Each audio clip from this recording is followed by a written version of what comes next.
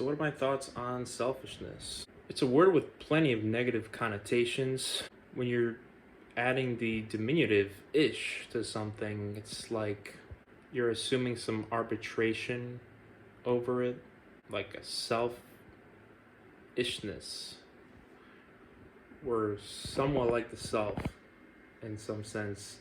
One could argue we are individuals, but also individuated aspects of others.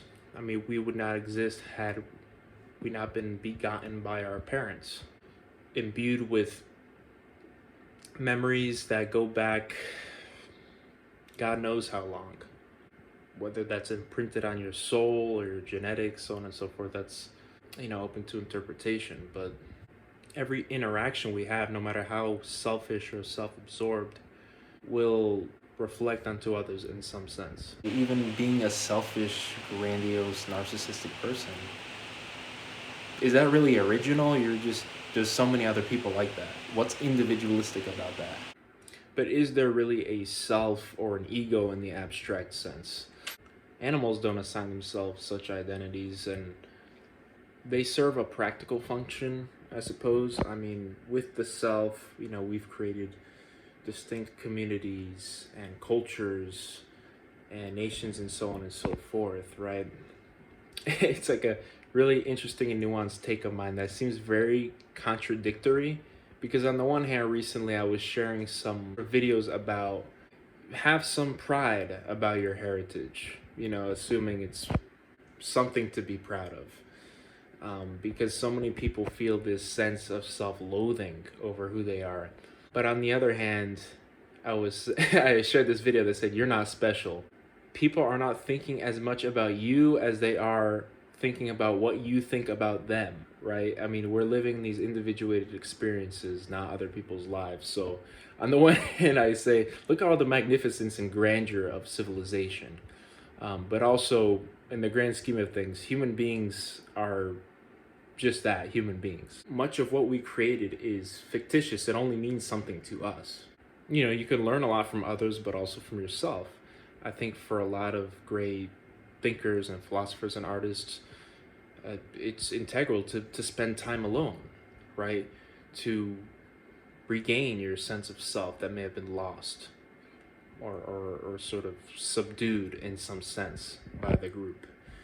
But the group can serve as a backdrop for the formation of exceptional individuals. I even said in one of recent videos, some individuals probably should impose their will on the world. The inventors, the creators, the thinkers, the philosophers, the writers, and some of their ideas probably shouldn't be taken as seriously. But do I know what's best for everyone? Not necessarily. I know what works in many ways. I know that left to their own devices, people will probably act certain ways. We're not all necessarily the same in every aspect, but even amongst individuals, there are many differences, as there are similarities amongst people. Even if they're very subtle. Regarding capitalism, it garners a lot of criticism because, it's associated with self-interest. But, capitalism at least harnesses the self-interest of others in order to facilitate a functioning society. I give you a service, I get paid, the world goes around. People criticize it for its individualism, but do we necessarily embody an individualistic society in every sense of the word? What does that actually look like, right? I mean, would we all be automatons in little confined spaces in our phones? I mean, technically, we're not individuals. We're all the same. Even people talk about like moral relativism and postmodernism and so on and so forth. Well, like there's a notion that everyone thinks they can do or be or whatever they want. Oftentimes, they're still just trying to be like everyone else and then brand it as like their individuality. So, yeah, if you are delusional in some sense and you're infringing on the bounds of reality, reality will test your convictions through people, the laws of physicality, so on and so forth. I mean, there's a part of me that wants to test boundaries, and there's a part of me that recognizes the biological determinism inherent in nature. Now, is that necessarily static? I don't know. This debate surrounding multiculturalism versus like monoculturalism, nationalism versus universalism. And I have very, again, contradictory views on this. Should a society be multicultural, monocultural with multicultural features, or other? And I suppose in some sense, one could argue this question doesn't really capture reality, because many modern cultures are an amalgamation, or fusion rather, of various cultural norms, like the integration of Greco-Roman philosophical traditions with Judeo-Christianity, as an example, or what's broadly categorized as Hinduism encompasses many vast traditions, many of which are disparate in many ways. In fact, before Christendom arrived to Europe, people practiced their own forms of paganism, for instance, which encompass many similar deities in their pantheons. Many people today would associate Christianity with traditionalism and paganism as a form of liberalism in some sense, because it does not conform to the modern notion of conservatism in the sense of the most recent cultural norms. Also, you'd see many similarities amongst the Abrahamic faiths, even though they have their own twist on certain things, in addition to the sects or offshoots of those aforementioned religions. It's interesting because I live in a fairly monocultural society, and that can give people more of a robust sense of like identity under the banner of their nation. Like, I'm an American first and foremost, right? And tie people together, what have you, right? Under a shared system of values, but also you may have like pockets of different cultures, for instance, where you can recognize the differences and similarities, the good, bad, and the ugly, and then take from that what you want. Also, in a free society, there may be some overwhelming majority culture, but it still can preserve the sort of existence of unique individuals who aren't necessarily going to be exactly the same as everyone in every aspect. Like a big part of the culture I live in is like a corporate culture, and then there's also like the drinking and the drug culture and the sports and so on and so forth. You could still have those cultural aspects of being an American, like sort of having your own individual responsibility in a free society without adhering to those principles. But it is the collective that really supports your existence as an individual. What a lot of people are aggrieved about in modern individualistic societies, but I believe this really extends beyond the Western world. A lot of people feel misunderstood in their corresponding cultures or communities for whatever reason, is this general sense of indifference towards others and lonesomeness, right, which can really carve away at the soul in some sense. Even in highly theocratical or nationalistic societies, many people often feel like those ideals are often a backdrop for the assertion of self-interest, not necessarily the genuine recognition of the individuals encompassed in that society.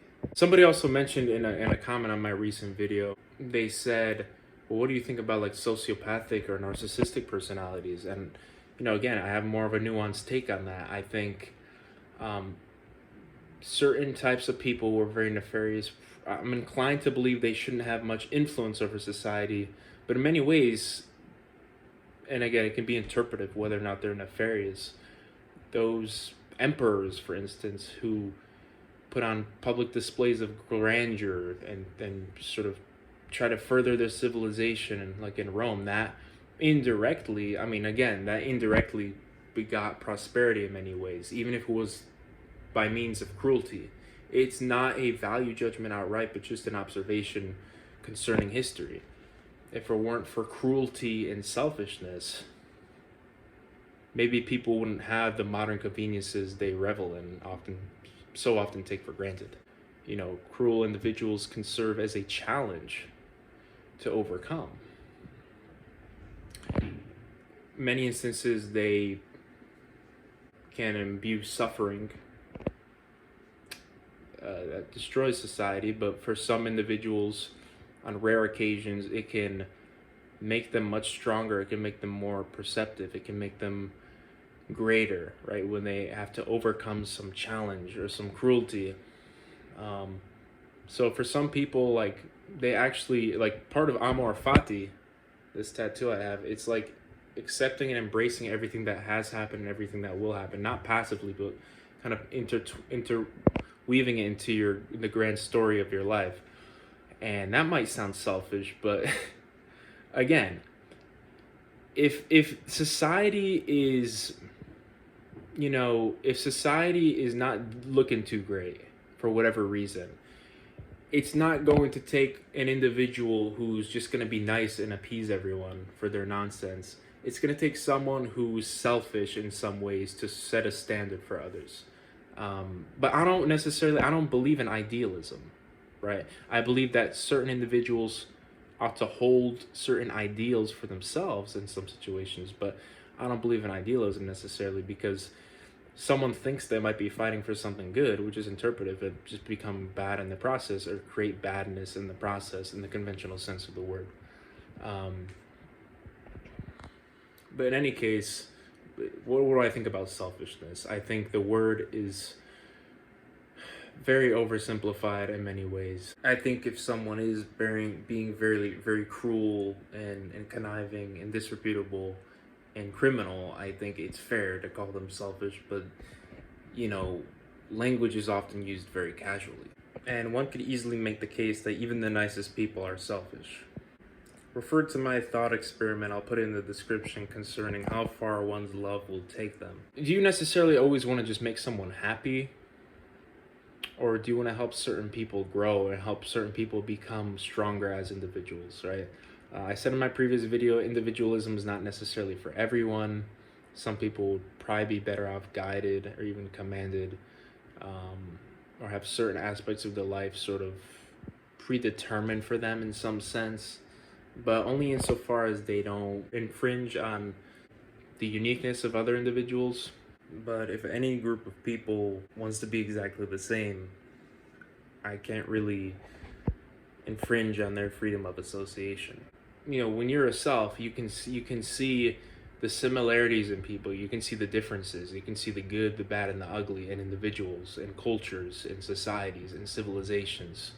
I'm not making a value judgment about what ought to be right now. I'm just making observations, okay? I'm not really advocating for anything, whether we should be selfish, whether we should be self-absorbed or selfless or capitalist or socialist. I mean, first of all, I don't know what's best for everyone, okay? I have in a sense of what's best for me. And there's this idea sometimes that when people feel good about themselves or good about their qualities or their accomplishments, that is selfishness. Even the expression of that is something you should be ashamed of. You should never feel good about yourself. But oftentimes that comes from people who don't really want you to feel good about your abilities. If you are profound in some sense, it is acceptable to have esteem for yourself, but also doubt. Let your esteem be tempered by doubt, lest your profundity deludes you. Maybe in some instances you should be a little selfish. Maybe in some instances you should doubt yourself, right? Really, I try to look at the context here. If you're trying to be the greatest artist in the moment, maybe you should self-aggrandize yourself. Part of my agnosticism and my epistemic humility is that there's certain things I am convicted over, but I'm always open to the idea that I'm not necessarily right.